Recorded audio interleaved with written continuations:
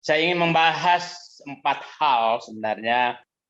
Yang pertama, apakah angka 300 triliun itu rasional? Kedua, apa yang menyebabkan terjadinya kong kali kong antara petugas pajak dengan wajib pajak? Yang ketiga adalah tadi bagaimana birokrasi bisa menjadi alat pembersih, tapi bisa juga menjadi alat penutup kebocoran kotoran yang dibuat dalam birokrasi. Yang keempat, bagaimana mereformasi Kementerian Keuangan ke depan. Yang pertama, angka 300 triliun itu menurut saya itu angka terlalu kecil. Karena itu mulai 2016 ya. 2009, 2023. Nah, itu terlalu kecil. Hitungannya tax ratio kita dulu pernah mencapai 14,9%. Waktu pada saat Presiden SBY dan Menteri Keuangannya Menteri Sri Mulyani. Nah, sekarang turun pernah menjadi 7,8 pada saat pemerintahan Jokowi. 2022 naik tax ratio itu menjadi sekitar 10%. 10%.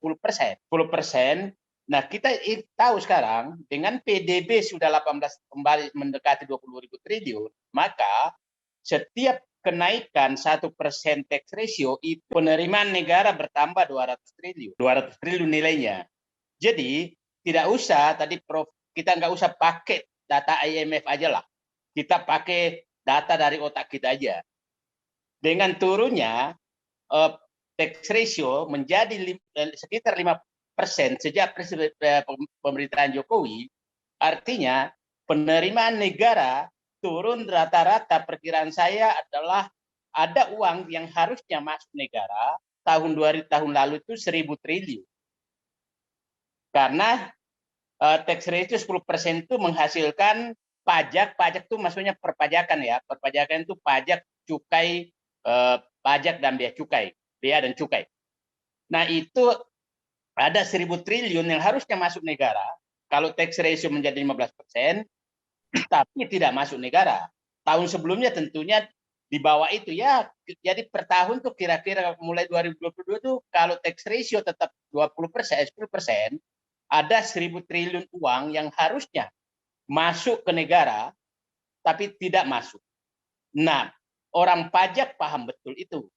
Orang konsultan pajak paham betul itu. Wajib pajak paham betul itu. Dan mereka bertiga tahu di mana ruang bernegosiasi terhadap 1.000 triliun tersebut. Jadi, kalau yang menyatakan 300 triliun ini, itu masih kurang menurut saya.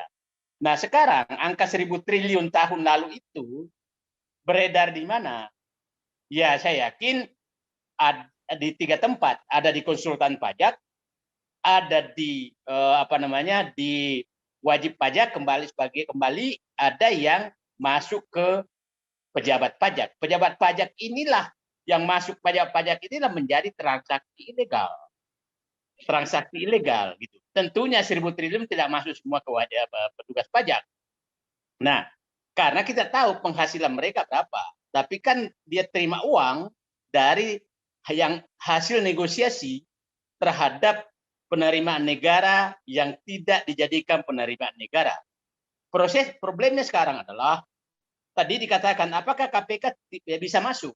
Bisa masuk kalau itu temuannya gratifikasi. Nah, karena definisi korupsi adalah mengambil uang negara. Nah, ini belum masuk ke uang negara. Itu lubang yang digunakan oleh petugas pajak dan bea cukai dan konsultan pajak agar tidak terjerat korupsi. Nah, dia bisa hanya dapat gratifikasi, tapi gratifikasi dari konsultan pajak biasanya dibelokkan kemana-mana sehingga tidak bisa dijerat dengan gratifikasi. Tapi mereka juga takut gratifikasi ini disimpanlah di brankas.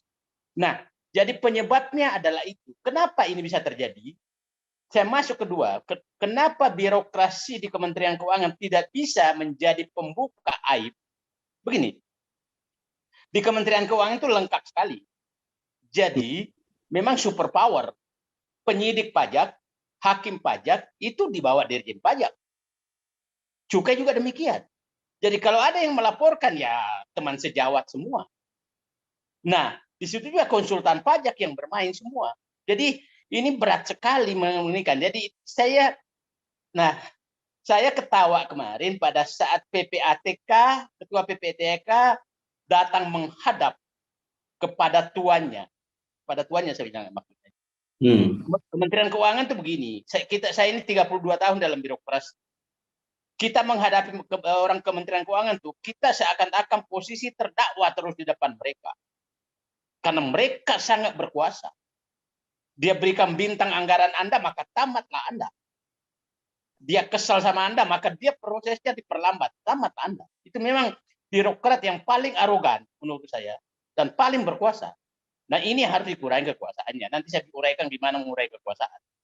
Nah, bayangkan, jadi saya sekarang menyatakan PPATK itu bukan bukan untuk memeriksa pencucian uang, tapi dia berubah menjadi pencuci para pencuci uang. Jadi orang yang pernah melakukan pencucian uang datanglah ke KPK untuk dicuci, maka Anda menjadi bersih dan uang Anda bersih. Itulah PPATK sekarang. Dan kita tidak bisa menghindar karena beberapa minggu lalu PPATK itu kan mengeluh di DPR bahwa anggarannya dipotong oleh Kementerian Keuangan. Ya kan? Siapa tahu pada saat dipanggil kemarin, lu macam-macam gua potong lagi anggaran. Ya kan? Ini nah, jadi nah terus langsung aneh sekali Dirjen Kementerian Keuangan yang di posisi terdakwa tanda kutip lembaga terdakwa bersama-sama dengan pemeriksa dalam ini PPATK sepakat langsung menyatakan bahwa ini bukan korupsi, bukan pencucian uang. Sudah melebihi Tuhankah mereka? Tanpa pengadilan, tanpa pemeriksaan, tanpa apa, langsung menyimpulkan. Dan langsung menteri staf khusus Menteri Keuangan langsung membuat Twitternya, alhamdulillah ternyata bukan korupsi dan bukan pencucian uang. Kan hebat sekali mereka. Hebat sekali mereka langsung menarik kesimpulan seperti itu. Nah, sekarang kenapa hal itu terjadi? Ini semua penyebabnya karena Undang-Undang Nomor 17 tahun 2003 tentang keuangan negara yang membuat Kementerian Keuangan itu adalah menteri yang super power. Kita ingat pembahas undang-undang itu ada 2 orang pimpinannya dari pemerintah. Bersamaan dibahas itulah Undang-Undang BUMN, Undang-Undang Nomor 19 2003 dan Undang-Undang Keuangan Negara, Undang-Undang Nomor 17 2003. Dulu yang memimpin timnya dari pemerintah ada 2, Menteri Pak Budiono yang mewakili pemerintah di membahas Undang-Undang Nomor 17 dan Laksamana Soekardi untuk Undang-Undang BUMN. Nah, apa yang terjadi? Pada saat Undang-Undang Nomor 17 2003 itu Kementerian Keuangan itu langsung menghapus Bappenas.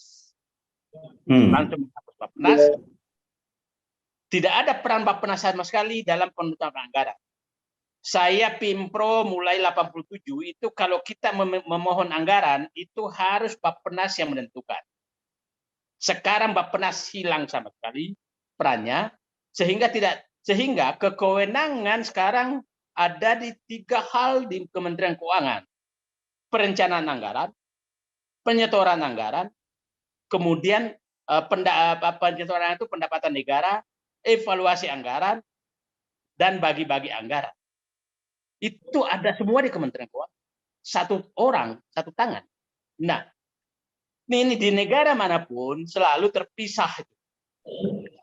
Terpisah antara yang merencanakan anggaran, kemudian yang mencari pendapatan negara, dan yang membelanjakan anggaran. Membelanjakan pendapatan negara. Nah, sekarang Bappenas itu kan tujuannya merencanakan anggaran. Kita mau membangun irigasi di sini gitu. Itu Bappenas yang ngatur. Anggarannya sekian itu Bappenas yang ngatur. Nah, sehingga dulu DIPA, daftar isian proyek, itu ditandatangani oleh 2 lembaga, yaitu Bappenas dan Kementerian Keuangan. Sekarang hanya Kementerian Keuangan toh. Oke. Nah, jadi saran saya ke depan, ini harus dipisahkan 3 fungsi ini di dalam lembaga negara. Bagian pendapatan negara, mungkin di situ Dirjen Anggaran, Dirjen Pajak, Dirjen Bea Cukai, Dirjen Utang, itu dimasukkan lembaga lain. Apakah badan atau menteri juga nggak apa-apa. Yang mengatur pendapatan negara. Fungsi Bappenas dikembalikan. Perencanaan anggaran itu harus di Bappenas.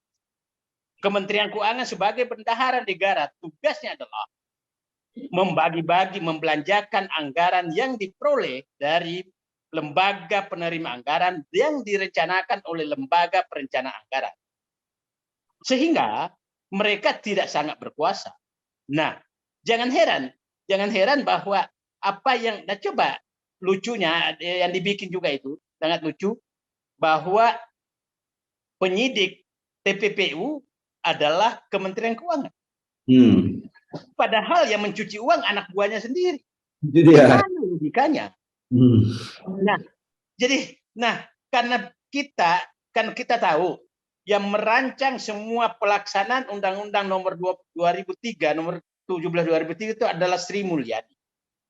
Jadi personifikasi Sri Mulyani terhadap pelaksanaan Undang-Undang Nomor 17 2003 itu sangat kuat.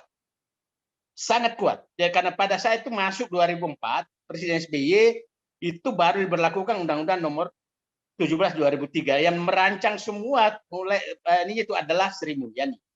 Sehingga menurut saya saatnya mungkin juga Sri Mulyani membuka diri bahwa rancangan beliau yang selama ini digunakan itu tidak sempurna dan tidak boleh masukan-masukan karena betul-betul dia merancang, paham betul. Kebetulan saya di dalam saat itu, jadi paham. Jadi menurut saya mungkin saatnya Sri Mulyani menurunkan egonya sedikit bahwa memang ternyata rancangannya dia bikin tentang mekanisme pengelolaan keuangan negara dan pengawasan keuangan negara masih harus diperbaiki. Problemnya adalah selalu kalau mau melakukan reformasi ini, maka dia selalu minta bantuan luar negeri untuk konsultan. Nah, konsultan luar negeri ini biasanya juga mencari konsultan pajak. Ya itulah menjadi konsultan pajak. Dan menurut saya udahlah, tidak bodoh-bodoh amat ahli-ahli dalam negeri untuk diajak merancang ini, apalagi yang pernah menjadi pelaku. Jadi saya simpulkan ini saya bahwa satu, angka 300 triliun yang dinyatakan itu transaksi ilegal sangat kuat diduga itu adalah hasil kong kali kong antara wajib pajak dengan petugas pajak melalui konsultan pajak yang jumlahnya menurut saya jauh lebih kecil dari dari nilai pajak yang tidak terserap oleh pemerintah karena terjadinya kong kali kong.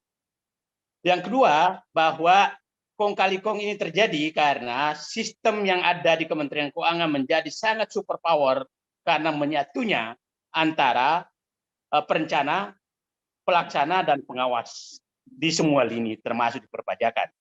Yang ketiga, saatnya saya berharap Sri Mulyani, saya lama sama beliau, saya paham ini terjadi beliau, saya paham bahwa beliau itu betul-betul menganggap bahwa apa yang dalam pikiran itu adalah kebenaran. Mungkin saatnya membuka diri bahwa kebenaran yang dianggap terbaik dari dirinya itu masih ada celah dan banyak celah yang harus diperbaiki. Dan terakhir, saya harapkan merevisi Undang-Undang Nomor 17 Tahun 2003.